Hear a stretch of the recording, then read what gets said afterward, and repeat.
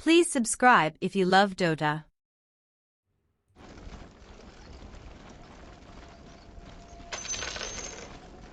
Look, these Ricks are in some real trouble! I know, Morty. Just follow my lead.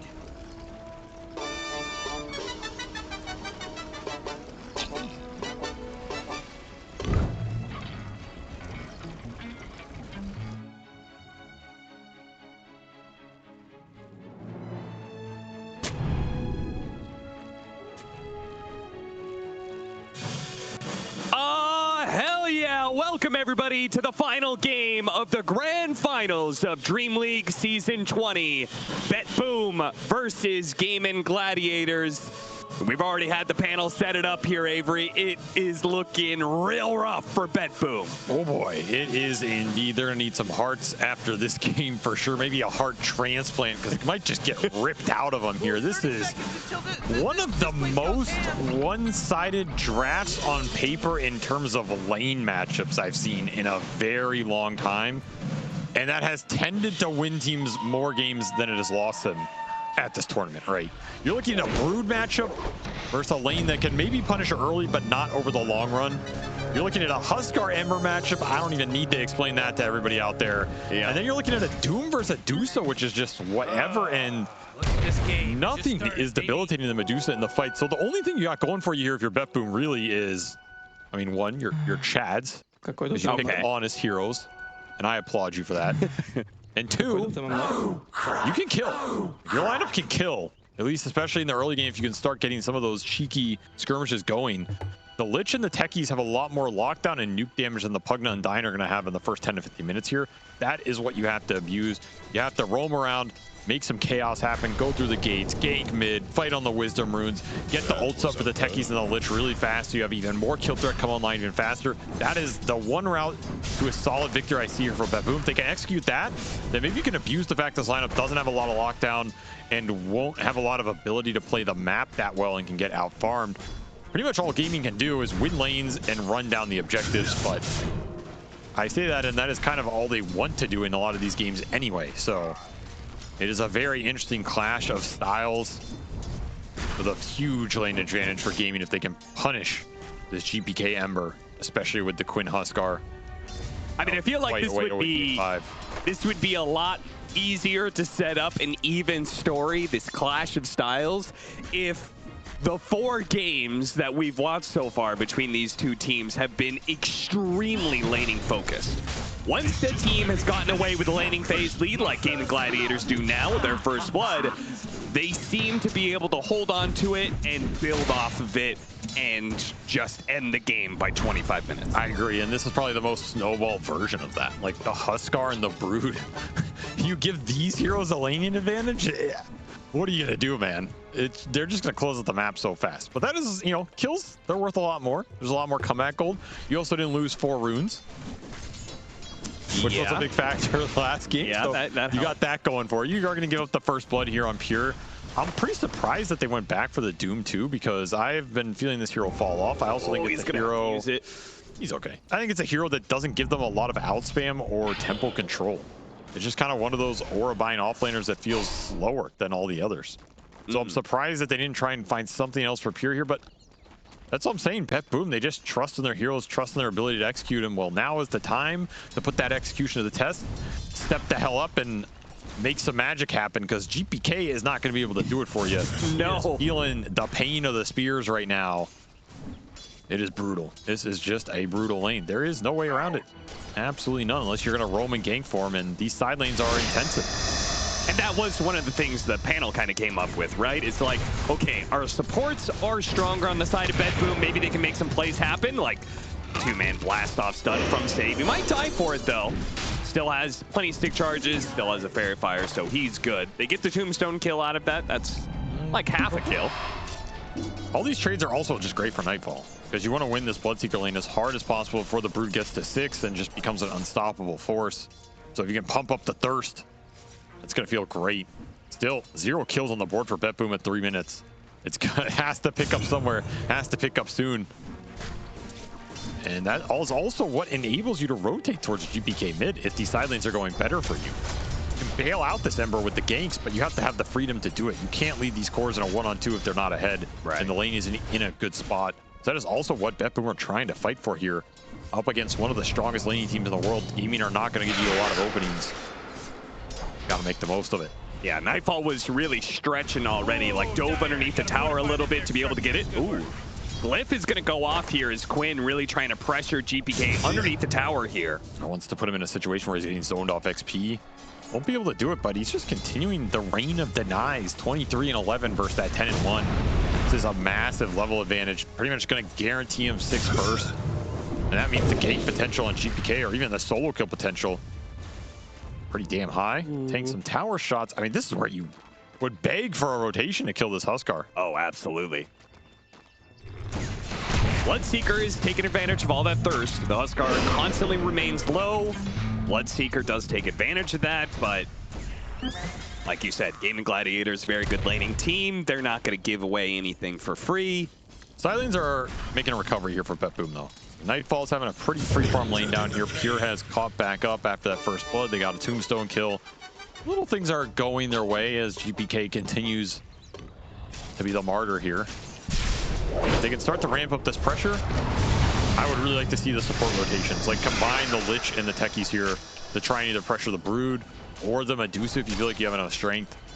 Because again, you don't want to just sit in these isolated matches for too long either. Yeah. And I feel like that's what has worked the best for BetBoom.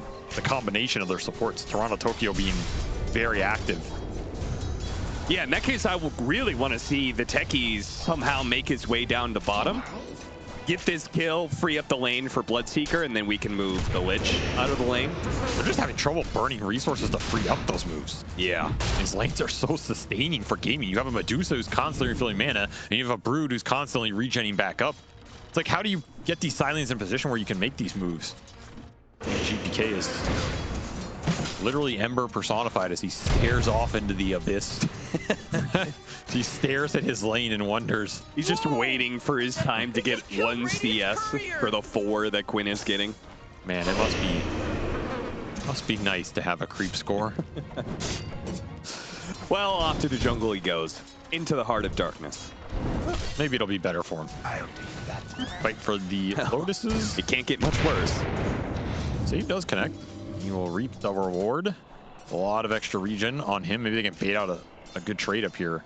Still no creep up for Pure. That hurts a little bit. And these trades no longer coming through. The sustain on the lanes is already Nightfall. He's just not getting a lot of thirst to try and punish Ace. They missed the early levels punish. This is rough. Twice now, Quinn has won the lane in a dominant matchup, and he gets a double damage for it. GPK, he's going to show up to bottom lane to try and get a kill and get himself to level 6 as a result. But this kill is not that easy. I think it's going to take a while to be able to run him down, and when they finally do, they've already lost Toronto Tokyo for it. At least GPK will be able to steal some of Nightfall's CS as he complains and get himself to his ult. The thing is, yeah, that's 6-minute double damage.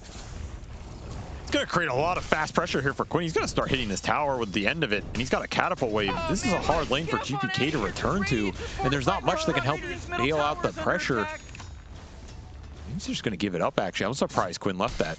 Maybe feeling like he doesn't have to overextend, though.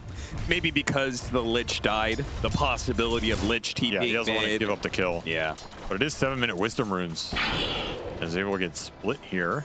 So at least BetBoom get 1. You really need the levels on these supports. Lane's pretty far up top. What does Toronto Tokyo want to do? He just wants to TP bottom. So not going for the skirmish top. Instead just heads back bottom to try and help Nightfall. Oh boy, another very slow kill game for BetBoom. Does not bode well for them. No, it doesn't. Vandenberg creep though. Here we go. That's a good one to get, especially versus the Dusa. So right, here we go. Kill threat. Techie's gonna go down to the bottom lane. Yeah, this has to happen at some point. I mean, this is a little late, but you just got to make something happen on the map right now. This is the connect. I mean, Toronto Tokyo is kind of giving the game away here. He's trying very hard to catch Ace. I don't even know if they kill him. Underneath the tower, I think it's unlikely. There's a decrep. I mean, just died another word level 3 blast. I think he rupture. Celery, he'll go through the gate and kill their Hobbs on the backside. You're losing vision for this. You know the Undying's down here now. The Undying's probably stronger than you are. Yeah, nice watcher. My watcher, son. You're gonna get a 3 versus 3 here. The Lich, he's gonna get run down pretty easily. Now the blast off, not gonna go off. Save thinking better of it here. And probably he might need to blast off just to be able to keep himself alive. Ace is running him down with this Helmet Dom creep. Nice. Thinks he's still playing Lycan here. Yeah. And it's looking like his GPK makes a rotation for nothing. Oh, nice dodge. You can always dodge these. I don't think Quinn minds too much. 10 seconds for that cooldown to come back up. Did not like that fly in his face. Would be the first mid laner with a fly problem. What is going on, man? Yeah. Thought he smelled something weird at first. He's got the smell of stinky cheese coming from Gaimin Gladiators, but they'll punish that and get a kill on Quinn. Finally, they can bring more heroes to this than Gaimin Gladiators can. They just have to actually be able to get the kills. GPK waves off that laning phase, and now he's level 8.5. Really pretty fast recovery here just off the 1 kill. I mean, this is an okay position out of that mid lane. Honestly, it's the side lanes that didn't go as well for BetBoom as I thought. Ember has the levels. You can start to play through him a bit more. This is just the part of the game where I don't favor the Doom because I feel like it's very slow for Pure. Like, you're not threatening Dyrachyo Pure. You can't connect to the kills. And Quinn is just going straight back in. This is a risky go. The blast off is going to land to him. They do have the support coming in with the Decrepify save. Looks like Nightfall, he's probably going to bleed out here. Oh, he lived. Or Burnout. Nope, he's good. GPK does manage to get the power runes, so that's a big up. In fact, he's going to use it to kill Tofu. So really not the worst exchange in the world. Especially key for your supports. Yeah. On top of that power rune snatch. Very good news for GPK. He's making something out of nothing here. 2-0-1. Honestly, he's made the best of his situation out of everybody, despite the fly. It has not bothered him. Did lose the tower for it though. So Ace is going to be really, really big. And when Ace has been really, really big, I feel like Gaimin Gladiators win rate goes up like an extra 10%. On top of whatever their natural win rate is. I'm telling you, man. If your off laner is winning his lane, your chances to win just go up more than any other core. Okay. Off laners win you tournaments. Okay. I'll actually give you the brief rundown. Okay? Mid laners get threads. They get Reddit threads. Yeah. Carries get flamed, and off laners get rings. Man, you might as well save that energy because Riyadh just fortified their structure. You got that from Universe, didn't you? And now you might be asking, well, SVG, what is supports get? Yeah, what does supports get? Absolutely nothing. You get nothing. Good day, sir. Welcome to Dota 2, where it's all about how much you can pump up the core's network, what you can do for them in terms of save and utility and gank potential. Nobody ganks for a support, you gank for your core, or you gank a tower. As save has gone Earn, looking for a Vessel here. I mean, it's a damn good Vessel game. Versus the Brood, the Huskar, and the Pugnasade, plus a Soul Rip on top. Oh, a little ice skating. He does have a Remnant coming up, but it might be too much. Oh, that is definitely not enough. Yeah, that was not where you wanted to end up, but his team will make the most of the space that he has created here. I'm thinking Dyrachyo, that's a huge kill, but they used all their stuns. Speaking of stuns, that is the one advantage they have over Gaimin Gladiators. Yes, and that is why I think these kills should come easier to them. Yeah. Because until Gaming clumped, their heroes were susceptible on the map. Which is why you wanted as fast support ultis up as you can get. They are both online now, so you have the mines, you have Chain Frost, and you got 4 bounty runes. There's a nice little 1,000 gold. Not bad. Oh god, he just laid an Observer Ward right on top of the sentry. That's unfortunate. Well, that is just how good Gaming are at controlling the map. They already know where you're going to ward. Free gold waiting. Yeah, somebody's going to see that eventually. I mean, they're just farming everything right now. Again, they're not going to group until Ace makes the call. And then it's going to be a hard hammer to fall. BetBoom, you are behind. You're going to have to respond. I mean, you can't have too many more deaths on GPK here. And you need to find these pickoffs. They need some Maelstrom really badly. Pure one Meteor Hammer. Interesting. I mean, it helped them get this tower, but is this an item that does anything for you in the game? And you're going Midas? Yeah, he's going to double down on the greed. So greedy, man. I mean, I know Hammer's like a farming item, but it's very slow here. I feel like you're really conceding the Roshan. First rupture of the game, I believe. And the mines will get him. So Nightfalls is always going to be able to join these skirmishes just because the Huskar is guaranteed to give him the thirst points. That's the nice part here. So maybe Nightfall is going to be way more active this game, and this Hammer Midas will eventually pay off for Pure, but I think he does have to build into an aura here. He can't get too greedy. Like, I don't think you can afford to go Bots, Octarine, or something like that. You have to get some sort of Crimson, Greaves, Pipe. Bots, Octarine, and a Midas Meteor. I mean, you think I'm joking. These guys, they're insane. Doom players, they don't live in the real world, Cap. Yeah, where do they live? They live in Goldland, where gold grows on gold trees and drops from I thought gold that was carries. Lollipops of gold drops. Also known as the United States of capitalism. JPK is going to man up here. Big kill if they can get it. They're going to throw everything they have for it. Big kill to be able to get, and the pressure mounts as GPK wants to keep this push going. He has Maelstrom. Honestly, this game does not look too bad. Not the worst. Like net worst-wise, considering how much we thought they were going to get stomped on lanes, right? Yeah. They're only down a K. And the lack of stuns, this is where that lack of stuns is going to hurt Gaming. They can't really make plays too easily. We're talking about how much BetBoom can try and find and punish Gaming, but you could play the reverse Uno card here and say, well, how do Gaming punish BetBoom? Okay, it's just the group up. Can BetBoom... no stuns on Gaimin Gladiators. Can you rat enough to push to a late game where you feel good as BetBoom? I mean, I don't even know if you want to go late game. I don't think so, right? That's the problem, right? It's a little weird. The pressure point is like BetBoom have to be able to bounce back from a terrible laning phase and then hit a mid-game before Gaimin Gladiators get to late game. I think like the 40 minutes is what BetBoom are aiming for, right? To be strong at that time, like the second half to third Roche. That period, win one or two team fights and just roll the game before you get in a situation where like 6-slotted Dusa becomes in theory kind of untouchable for your line. Yeah, and Broodmother becomes the second carry, and there's a Huskar like Irma disarming people. I mean, we have seen them win some crazy late games with the Pure Doom. Yeah, and it's probably the reason they picked it up here, and he has gone for this crazy farm build. Like, you get to Ags Doom with Refresher and stuff. I mean, anything can happen. You can't melt the Medusa with the Bloodseeker because then you remove the Stone Gaze from the equation. You remove some item usage from the equation. And it's a very even game. Maybe BetBoom are just going to surprise us and clutch this one out. Once again, dropping a ward on a Sentry. This time they'll be able to de-ward this Sentry, but you still know about it. I must say, I feel like GPK he's really stepped up this game. This is such a hard game for him to play when you don't even have the lane versus the Huskar. Your matchups are kind of bad. Your side lanes didn't go amazingly well, and then you're still the play creator. Like, he's still making action happen for his supports and getting them the levels back. He's 3-1-2 with 150 CS, and he's basically the same net worth that Huskar. What is that smell, Cap? It's the smell of victory. Maybe.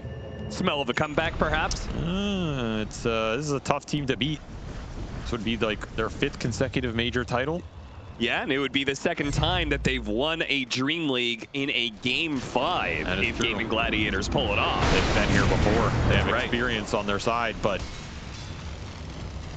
BetBoom have the hammer. The hammer. Did that golem just shard a spider? I believe it did, yeah. Why?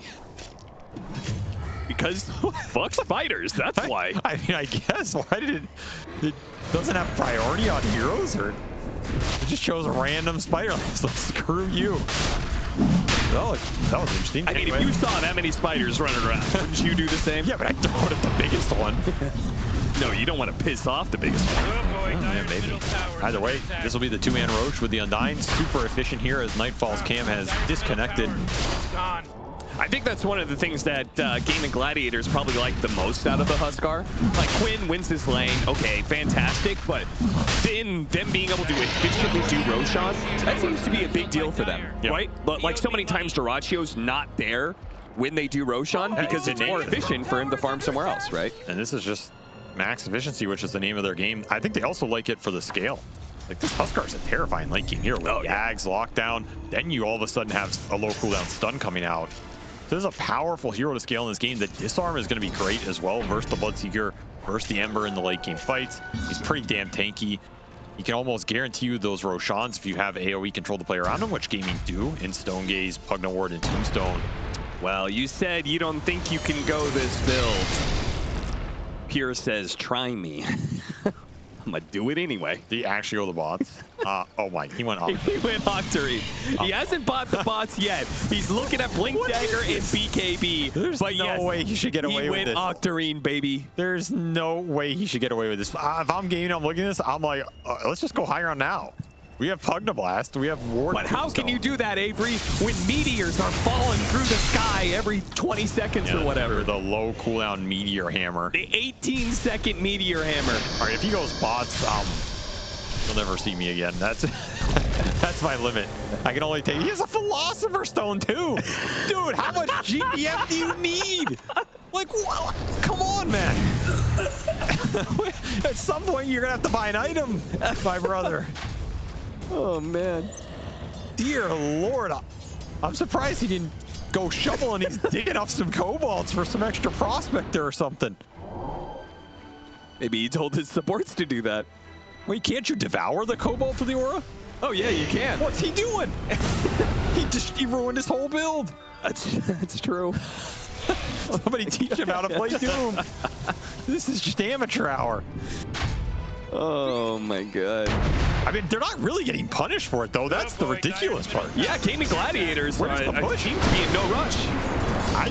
I mean, I guess that's kind of true if you believe in Dusa Huskar to carry, which I think is a valid idea, but you are letting Pure get away with financial murder right now.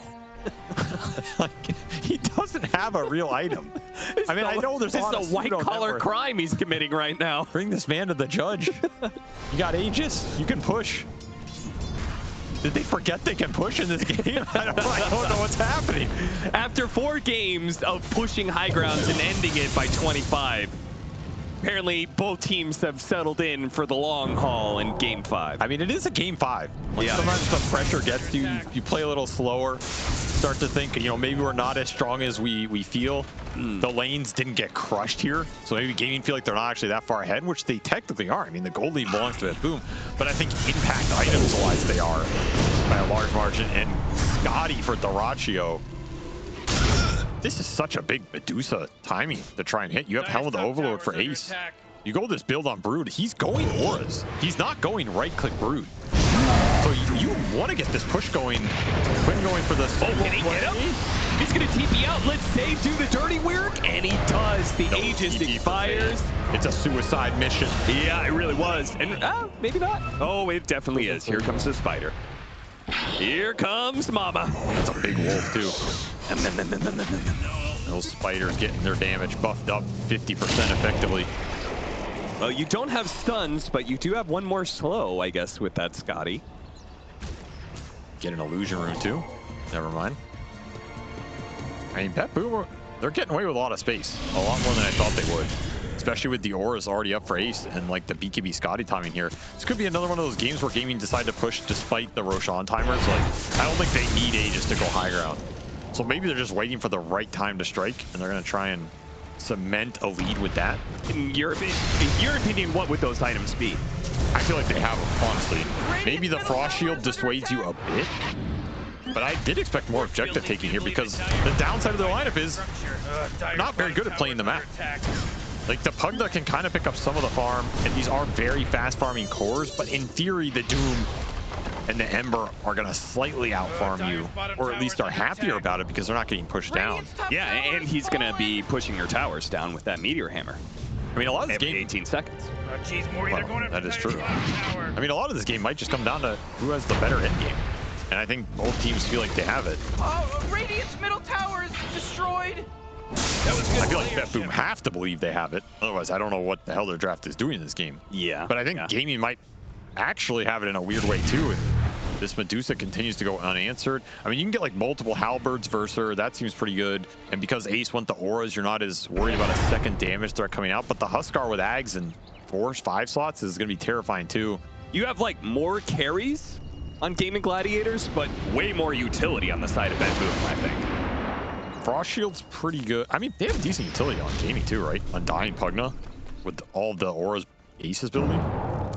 Yeah, I guess so. I think maybe it's just the lack of disables that bothers me about it. Oh, Radiant top tower is under attack. The lack of disables is definitely an issue. Especially against highly mobile heroes like Bloodseeker and Ember, right? But they are going to itemize it, right? The Huskar Ags and the Broodmother Hex are going to be two really powerful lockdown spells that are hard to deal with and hard to itemize against. As the smoke will find nothing. I think that Scythe is actually way more important for me. Rupture and Doom him. Yeah, they're going to all in him. And Pugna, can Tofu save him this time? He tried to save his Aegis last time around. The Glimmer Cape is going to wear out eventually. The BKB, Nightfall, joins the commitment. The Stone Gaze, it stops them. The heals come in and they keep the Huskar alive. And now GPK, he's already used all his remnants, so he has to TP out, but that won't make it either. Glimmer Capes win games, boys, and lack of detection really hurt BetBoom there as they missed out on a massive core kill and slowing down that Huskar Ags. Because he just sat there invis and he was not low enough for the thirst to give the vision. Yeah. I mean, this, you even get the hammer cancel on the suck. So that hammer paying off, but this is the Bloodseeker Medusa matchup in a nutshell. You get frozen, you are gone. Top tower's under attack. And that Huskar just slips between their fingers due to a little skelly boy with a big wand. That Pugna is going to be a huge problem. Being able to pump up a Huskar and a Dusa.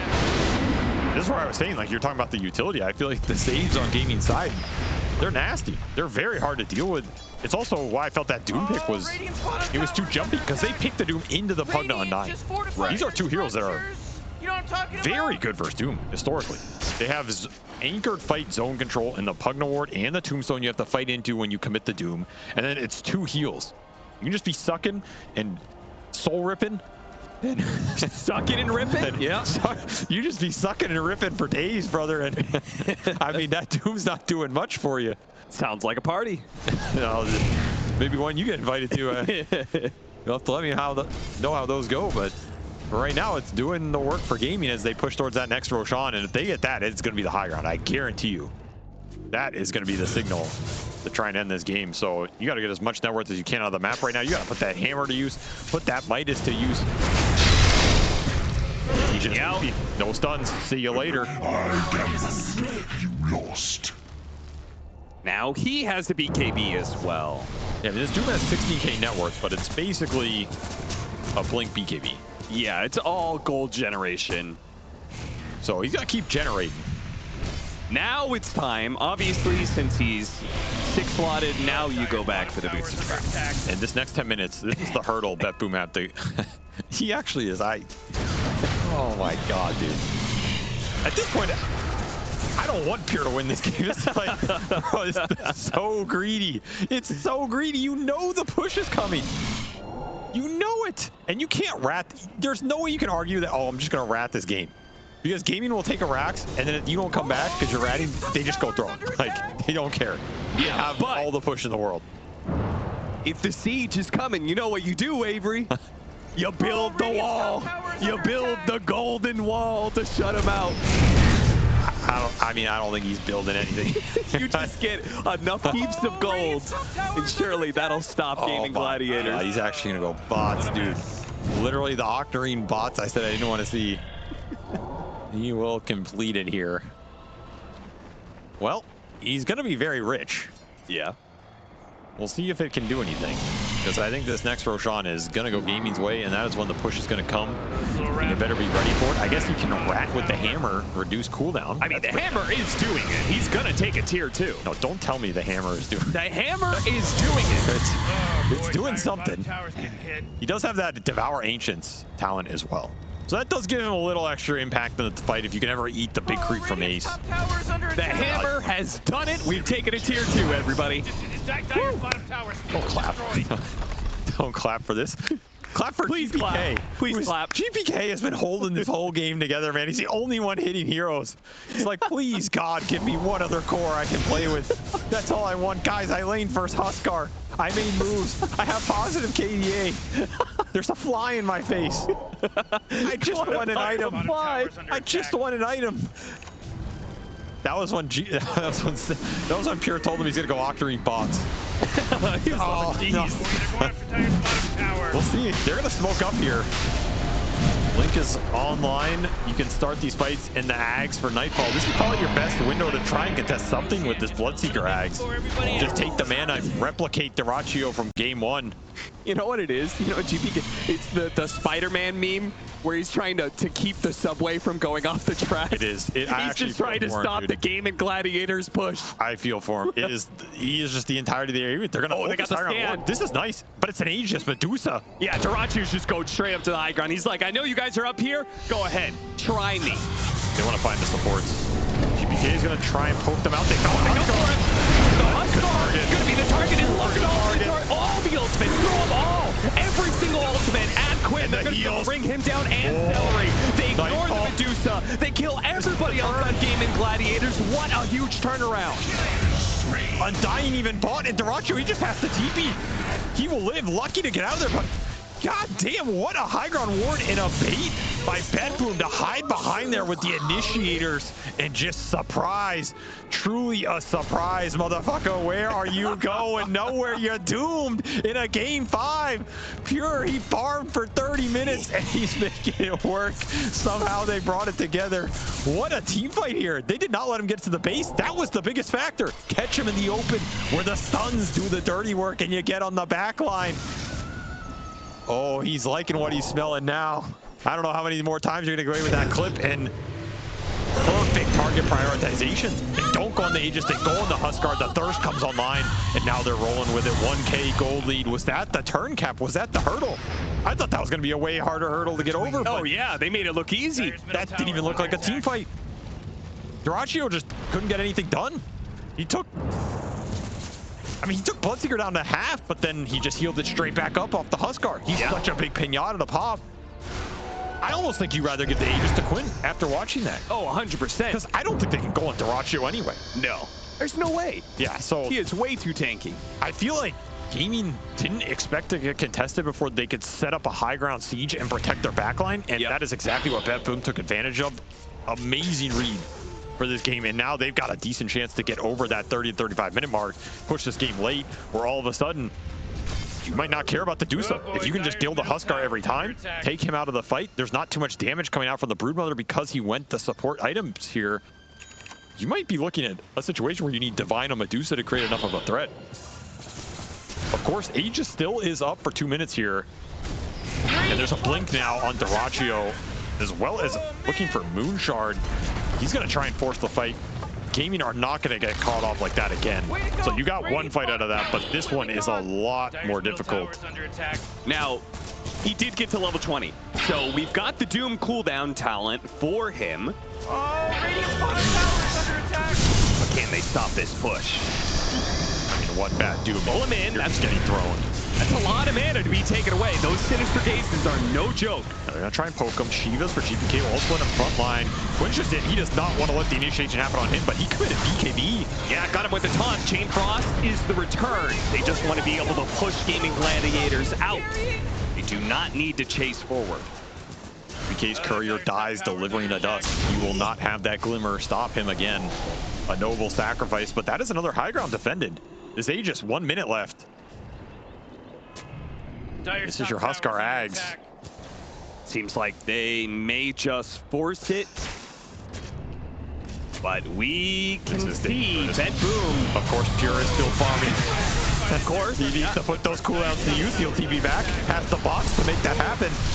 And Blink Doom is up. Aegis in a minute. They're going to try and stall. Nice Manta timing there. Dodge the blast off. I mean, if they can kill Dyrachyo once, they're going to be happy to doom him the second time. But otherwise, they're looking for different targets. And in fact, they're just going to give up this push. Let the Frost Armor stall it out. Pure and Nightfall are back to farming the map. They say one Rax is not the end. Got it with the side, got him with the follow-up taunt, and the Glimmer Cave. Is it enough? Oh, he's burning, but he's good. didn't get hit enough times, and back to the fountain he goes. So they do give up this lane of barracks. You were talking about they already had everybody pushed now. Nightfall and Pure both farming out the lanes. They obviously are not willing to fight into this Aegis. I mean, if you're not going to fight this is the way to do it. Extract as much off the map as possible. They're waiting for this Aegis to time out. 25 seconds. This is where Frost Shield feels really damn good. You waste this period, and then suddenly, is Dyrachyo going to be confident enough to sit here versus all that single target initiation without a second life? And can BetBoom burst him through it? This is a different beast than that Huskar from earlier. TPing back now. Aegis about to expire. We got Havoc jump. The Rupture goes off, and immediately Hex onto Pure. He can't get it off. He didn't activate his BKB. Avery, the Golden Doom. For what? He didn't use his gold, Avery. He doesn't even have buyback. None of them have buyback. No. All it took was a single Hex from Ace, who has time and time again delivered for Gaimin, and he shuts all that net worth down. That is the face of a man who looked into the spider, and the spider looked back.